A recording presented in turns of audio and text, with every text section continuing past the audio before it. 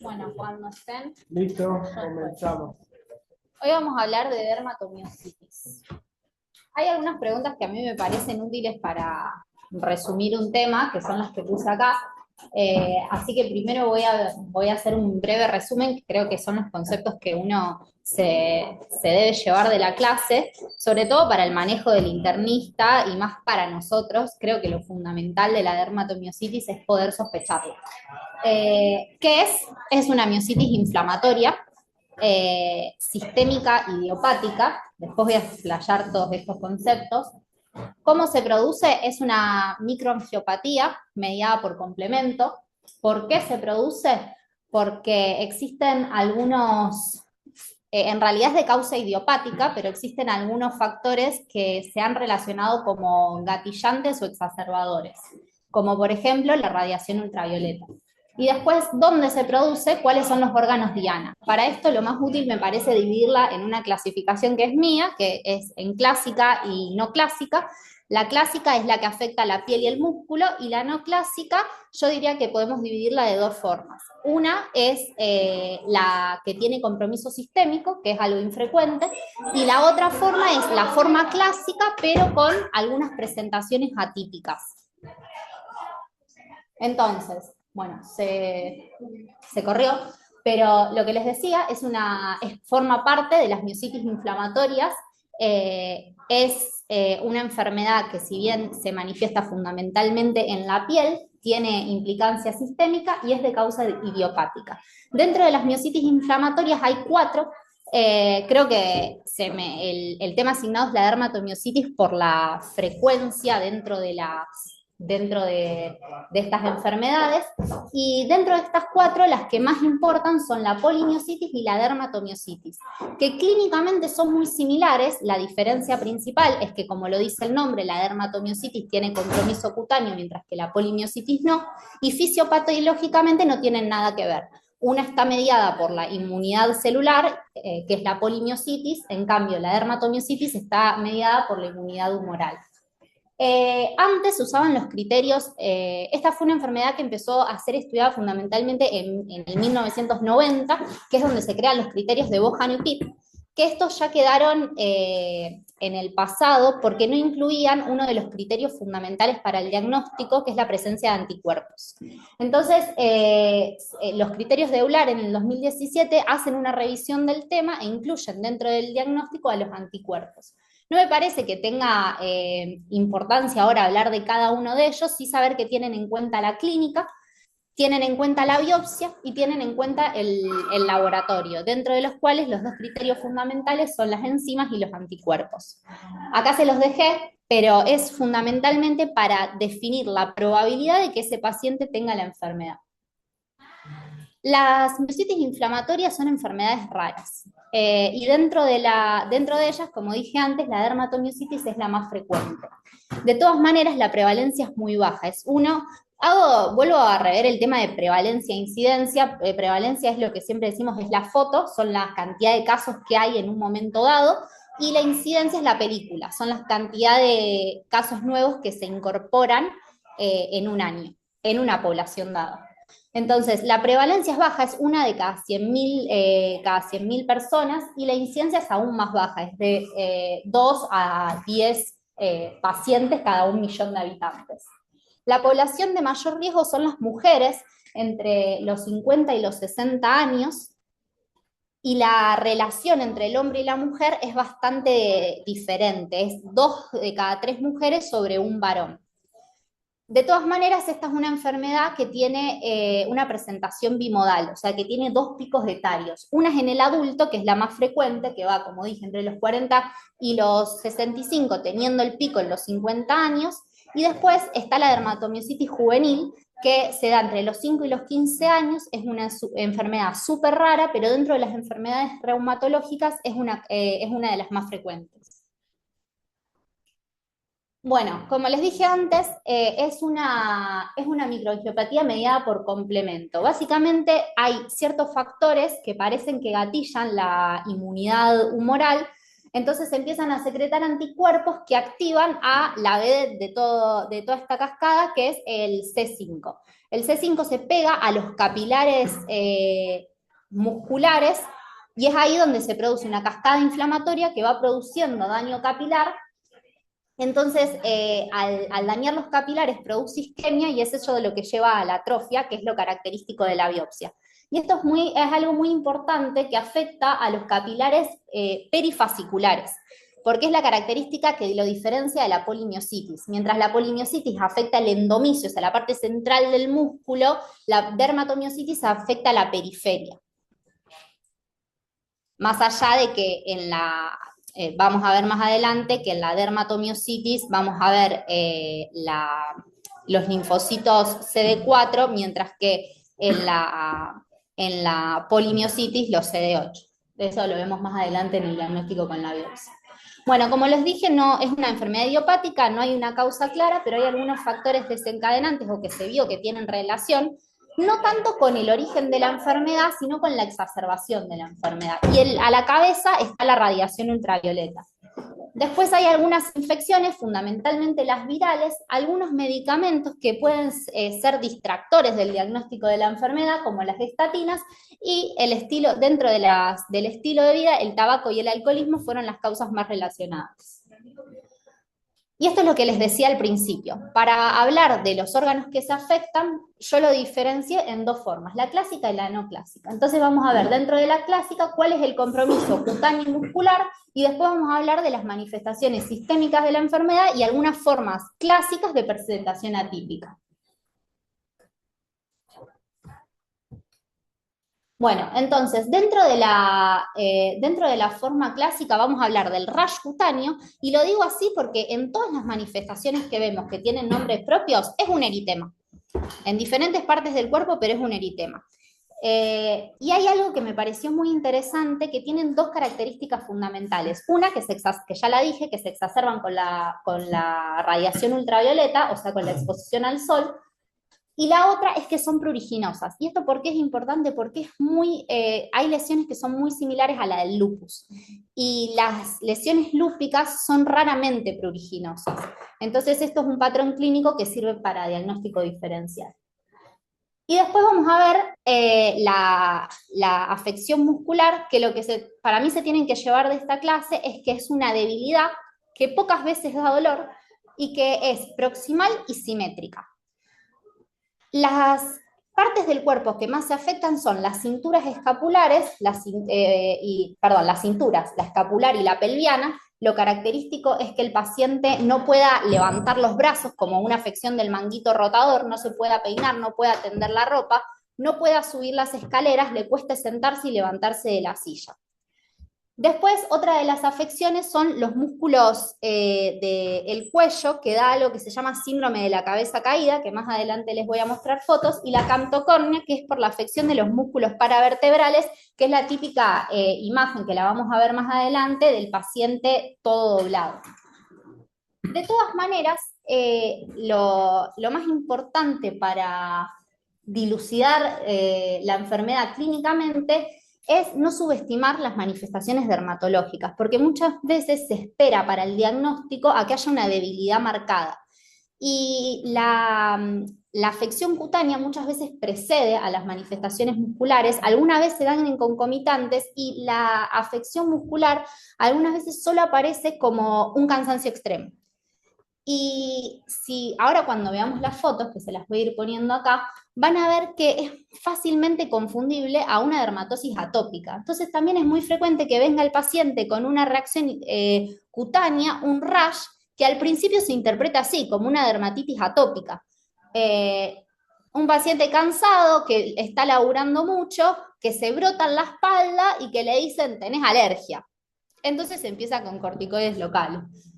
Esta es una de las manifestaciones más características, que es la erupción o eritema en heliotropo, que es un eritema en los párpados, siempre afecta a los párpados superiores, raramente afecta a los inferiores, algunas veces es periorbitario, y en raras ocasiones no se presenta con eritema y solo se presenta con edema periocular. Después están las pápulas de Gottron. Fíjense que, como les dije, lo que se tienen que llevar es que es un rash, es un eritema, nada más, que en este caso se da en todas las sobresaliencias de la mano, pero lo característico es que sean manchas rojas en los nudillos. Después están las manos de mecánico, que esto es algo infrecuente, que raramente ya casi no se ve, que básicamente son telangiectasias, que es, o ahí lo puse en la descripción, que son bucles capilares que se dan periungueales. Las cutículas se engrosan y se ponen irregulares, y después los dedos empiezan a agrietarse. Esto es por alteración de la microvasculatura. Vuelvo a lo mismo, es un eritema, que en este caso se llama signo del chal, porque afecta toda la parte de la espalda y de los hombros, raramente afecta a los brazos. Lo mismo, es un eritema que afecta el escote en B, y fíjense que todas estas reacciones son las fotosensibles. Hay una sola que no es fotosensible, que es la que se da paradójicamente o por relación en las zonas que suelen estar cubiertas, que son las caras laterales de los muslos. El signo de la funda es uno de los pocos, es de los que menos se habla, que es un poiquiloderma. El poiquiloderma es el conjunto de 3 manifestaciones: las telangiectasias, la atrofia de la piel y la hiper o hipopigmentación. Se puede dar también en los hombros, pero lo característico es que se dé en las caras laterales de los muslos. Y después está la afección del cuero cabelludo, que es una lesión que muchas veces pasa como eczematoide, porque es una descamación del cuero cabelludo que a veces se asocia con atrofia no, con alopecia, con la caída del pelo. Y después está la calcinosis, que esto es una manifestación súper infrecuente, mucho más frecuente en los niños aparece hasta en un 40%, y hay 3 formas de calcinosis. Una es la cutis, que es la más frecuente de todas, que es la que ven en esa imagen, que son placas o nódulos amarillentos o blanquecinos que a veces se rompen y pueden exudar como una secreción tipo pasta de dientes. Después está la circunscripta, que es cuando afecta, perdón, la cutis es cuando afecta solamente la superficie de la dermis.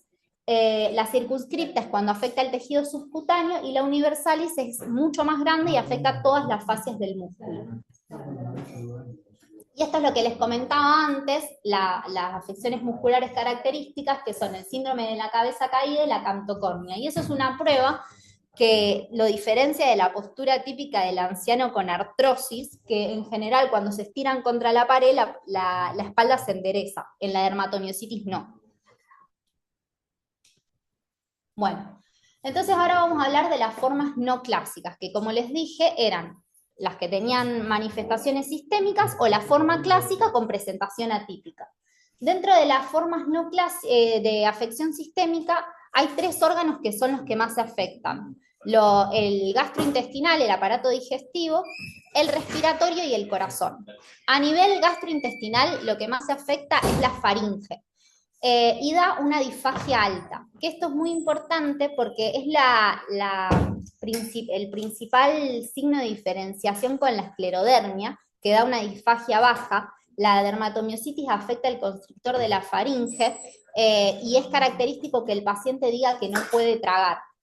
En algunos casos, la afección es del tercio superior del esófago, y en vez de producir disfagia, produce tos por reflujo.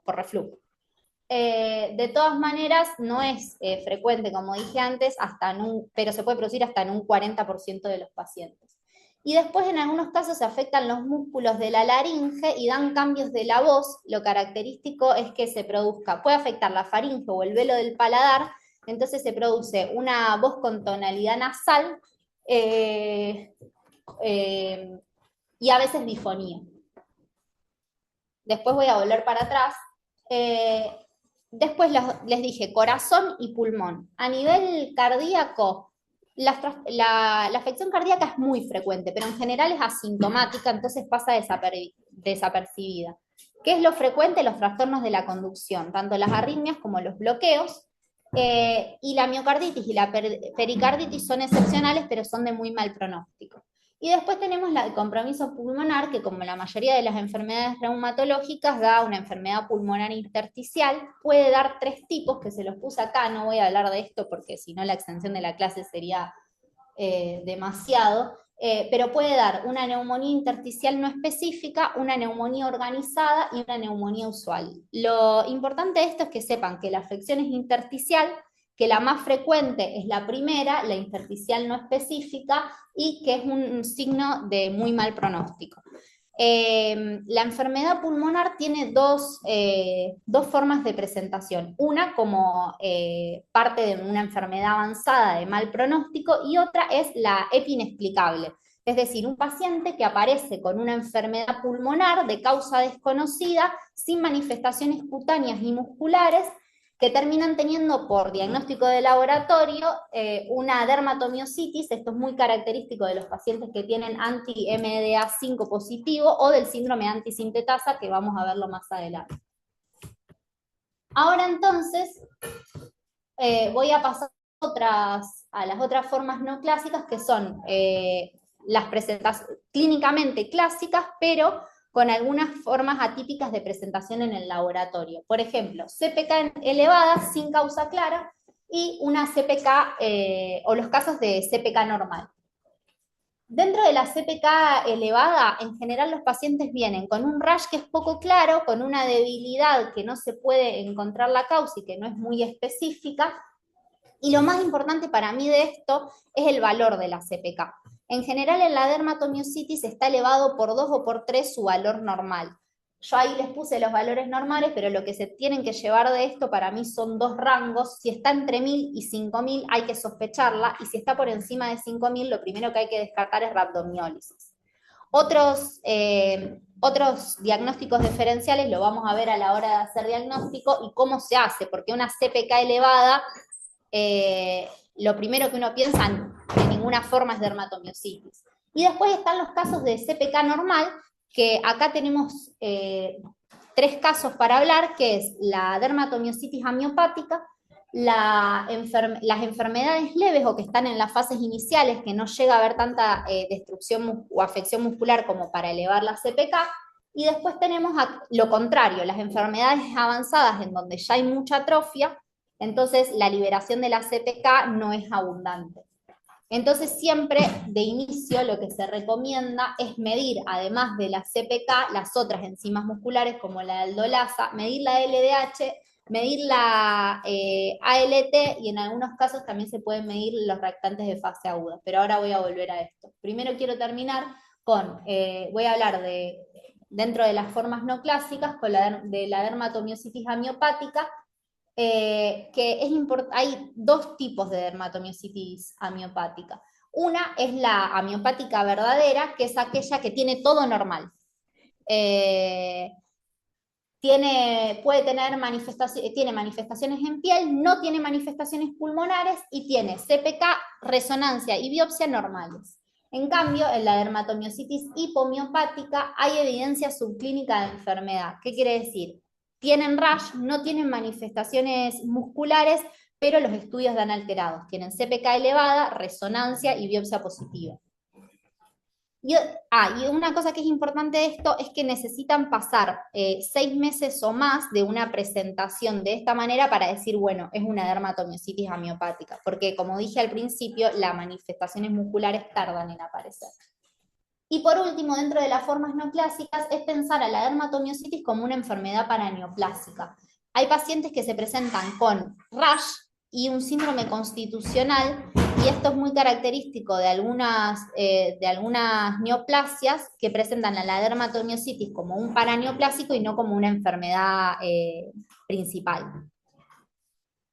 Bueno, entonces, yendo al diagnóstico, lo primero que uno hace es medir la CPK, más o menos las otras enzimas. ¿Alcanza con un valor de CPK? La respuesta es no, porque como dije antes, con una CPK elevada, lo primero que uno piensa no es dermatomiositis. Entonces, lo que se hace es excluir todas las causas más frecuentes de aumento de la CPK. A la cabeza el ejercicio intenso, los fármacos, fundamentalmente las estatinas, los fibratos y algunos antipsicóticos, y después el hipotiroidismo. Así que en general, siempre que hay CPK elevada, se dosa la TSH. Una vez que la CPK da altas, se mide a los 7 días, y una vez que vuelve a dar elevada, ahí se empieza con todos el resto de los estudios. Lo primero que se piden son los anticuerpos, y se tiene que hacer una evaluación objetiva de la afección muscular. Primero se hace una resonancia y la biopsia se evalúa si hacer o no en los casos que vamos a ver más adelante. Pero entonces, como algoritmo sería CPK más menos el resto de las enzimas, después se miden los anticuerpos y una vez que uno tiene los anticuerpos o en paralelo va pidiendo una resonancia, porque la resonancia es muy característica para evaluar los músculos afectados y además sirve para decir, bueno, el músculo que más afección tiene es el que voy a biopsiar. Y después, en base a la presentación clínica del paciente, uno tiene que evaluar dos cosas. Si estudia el pulmón, en general siempre lo empieza estudiando con una radiografía de tórax y después se evalúa, según el caso, hacer una tomografía y una prueba de función expiratoria, o sea, se le hace una espirometría, y el screening oncológico por la asociación estrecha que hay entre la dermatomiositis y el cáncer. Entonces, dentro de los anticuerpos, yo lo que quiero que se lleven es que hay muchísimos. Hay algunos que son los específicos contra la miositis, que son los más importantes. Dentro de esto tenemos dos grupos, los antisintetasas, que el anticuerpo VEDET dentro de este grupo son los anti-HO, y después los anticuerpos asociados con la dermatitis. Dentro de estos, el más importante es el Mi2, que es el característico de la dermatomiositis, es la presentación clásica y es el que tiene buena respuesta al tratamiento.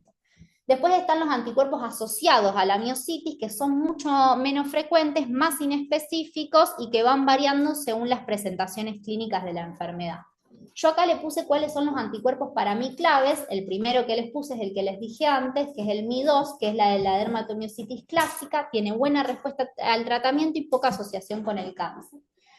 Y después el HO también es importante porque el síndrome antisintetasa es dentro de las asociaciones frecuente y tiene muy mal pronóstico y se asocia con enfermedad inflamatoria, con artritis y lo característico son las manos de mecánico.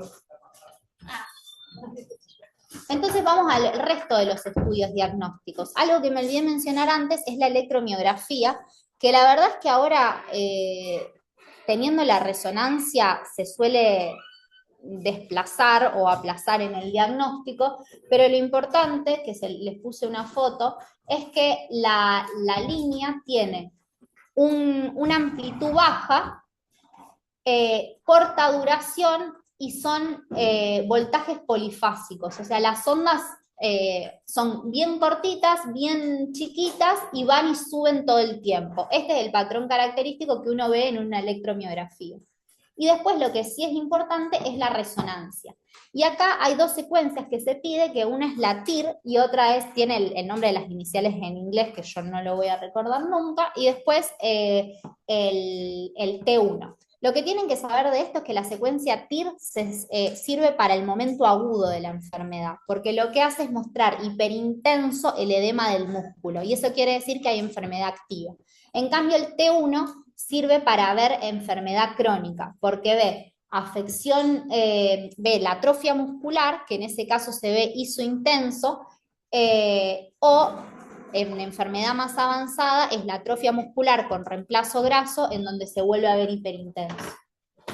Y acá le puse dos fotos, la primera es un TIR, en donde se ve el edema muscular, esta es una foto del brazo izquierdo, y después también es una foto de, este es del muslo derecho, creo, sí, del muslo derecho, en donde se ve el reemplazo graso.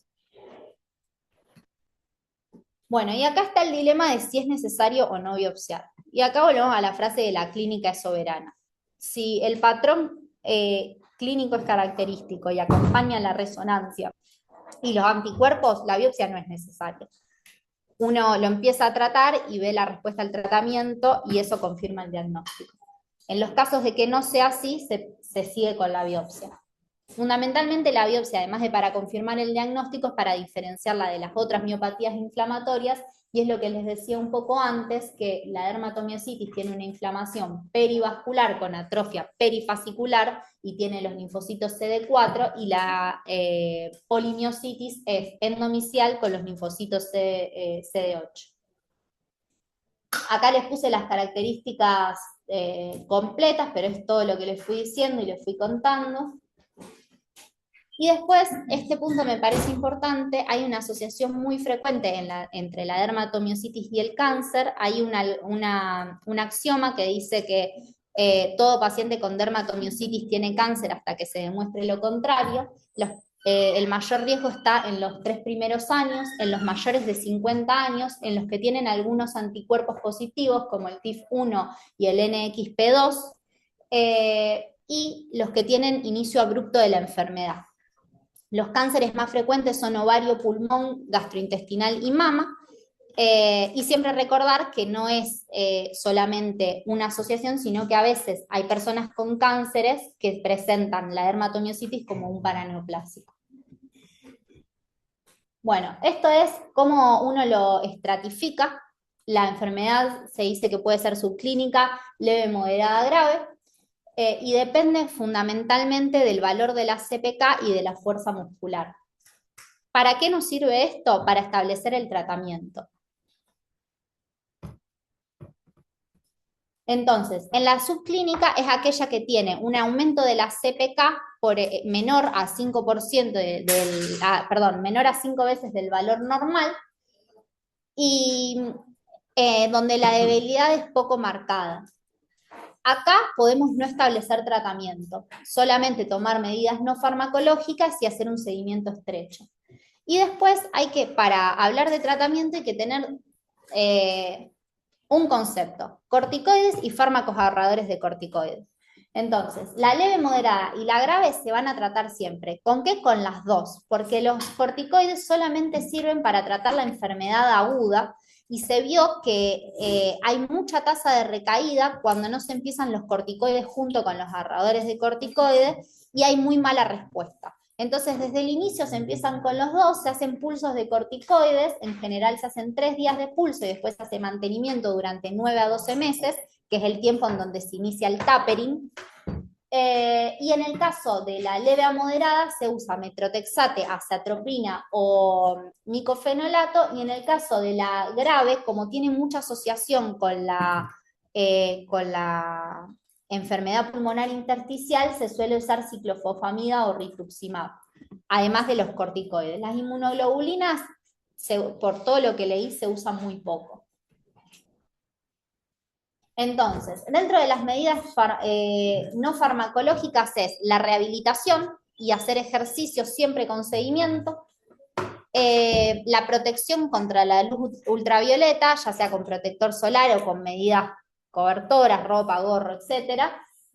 Educar al paciente porque tiene mucho riesgo de caída por la debilidad muscular. Y por último, la profilaxis. ¿Profilaxis de qué? De la aspiración, en el caso de pacientes con disfagia, de la osteoporosis, y finalmente, como van a ser pacientes inmunocomprometidos por el tratamiento, de poner las vacunas fundamentalmente para virus encapsulados. Acá les puse algunas cosas sobre la lógica terapéutica, para qué se usa cada fármaco y los principales riesgos. Cosas que me parecen importantes acá es que el metrotexate no se puede usar en pacientes que tienen EPI, porque tiene alto riesgo de toxicidad pulmonar. Entonces las combinaciones que se hacen son otras. En general se usan las ciclosporinas, como les dije antes, con o sin el micofenolato.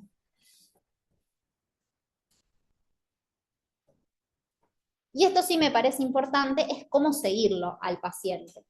Eh, lo más útil es medirle la CPK y evaluar la fuerza. Y van las dos cosas de la mano. ¿Cada cuánto se hace? Hasta normalizar los valores de CPK cada 3 semanas. Y después se hace cada 2 o 3 meses durante el primer año. Si tiene afección pulmonar, se le hace una espirometría cada 3 a 6 meses. Me faltó poner meses ahí. Y después está el tema del tapering de corticoides, que si se ve mejoría, al mes empieza, y uno busca finalizar la corticoterapia en 9 a 12 meses. Y uno de los conceptos que me parece importante es que la CPK se suele normalizar mucho antes que la fuerza mejore.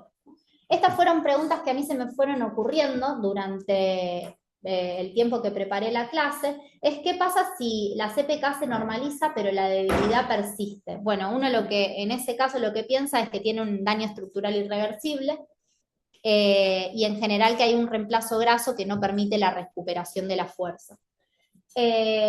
Otra de las cosas que hay que pensar es la miopatía por corticoides, y creo que en algún momento lo puse, sí, cómo se diferencia una miopatía esteroidea de una mala respuesta al tratamiento, que en general en la miopatía esteroidea la CPK siempre suele ser normal, que suele dejar de haber inflamación activa en la resonancia, y que al intentar aumentar la dosis, en vez de mejorar, por lógica empeora las manifestaciones.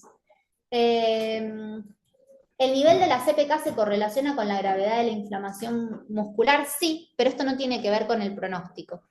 Uno tendría la tendencia a pensar que si al diagnóstico el paciente tiene una CPK alta le va a ir mal, pero no es así, simplemente se correlaciona con la gravedad de la manifestación muscular. Y después el anticuerpo que más preocupa es el anti-MDA5, que básicamente es por su relación con la EPI rápidamente progresiva, que es uno de los factores de mal pronóstico. Entonces, ¿cuáles son los factores de mal pronóstico? Uno es la edad avanzada, el sexo masculino, el retraso en el diagnóstico y en el inicio del tratamiento, la debilidad severa inicial y las manifestaciones sistémicas, la EPI a la cabeza, la disfagia y la asociación con cáncer. De todas las maneras, la supervivencia es bastante, es de un 70% a los 10 años, y la principal causa de muerte es la enfermedad pulmonar intersticial y las neoplasias. Y por último, quise dejarles algo sobre la relación entre la dermatomiositis y el embarazo. Tiene mucho riesgo, fundamentalmente de parto prematuro, retraso de crecimiento uterino, aborto y preeclampsia. La relación entre el embarazo y la dermatomiositis está dada, la gravedad en realidad está dada fundamentalmente por la actividad de la enfermedad, por eso se dice que hay que esperar 6 o más meses después de la remisión para poder claro, incursionar en una gestación. Y después, otra de las cosas que me parecen importantes son cuáles son los fármacos seguros y cuáles están contraindicados porque son teratogénicos. Fundamentalmente se usan las corticoides y la eso, gracias. Y en este caso es uno de los pocos que se siguen usando las inmunoglobulinas. Contraindicados, sí, la mayoría, el metrotexate y el micofenolato. Por eso lo que más me importa que se lleven, cuáles son los seguros. Listo.